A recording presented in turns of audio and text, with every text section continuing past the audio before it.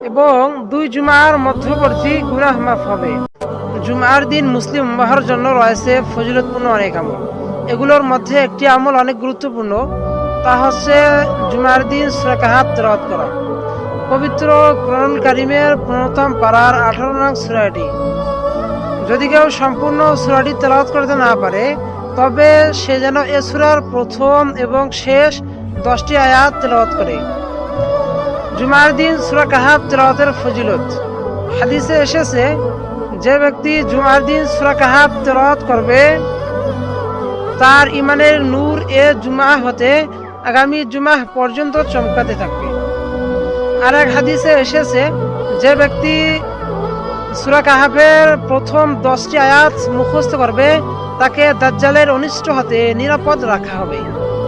আর এক হাদিসে এসেছে, যে ব্যক্তি জুমার দিন সূরা কাহাফ তেলাওয়াত করবেন, তার পায়ের নিচ থেকে আকাশের মেঘমালা পর্যন্ত নূর আলোকিত করে দিবে, এবং যে ব্যক্তি উহার শেষ 10টি আয়াত তেলাওয়াত করবে, তার জীবদ্দশায় দাজ্জাল বের হলেও তার কোনো ক্ষতি করতে পারবে না।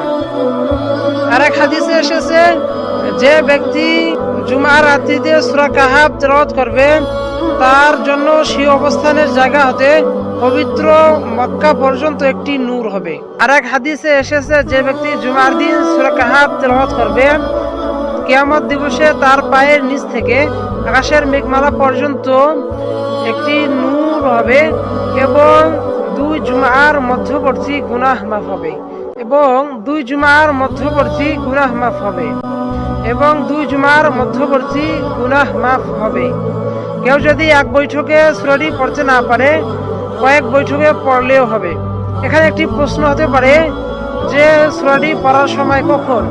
উত্তর হচ্ছে, বৃহস্পতিবার দিন শেষে সূর্য ডোবার পর শুক্রবার সূর্য ডোবা পর্যন্ত যে কোনো সময় এই সূরা কাহাফটি তেলাওয়াত করলে হাদিস অনুযায়ী আমল করা হবে ইনশাআল্লাহ।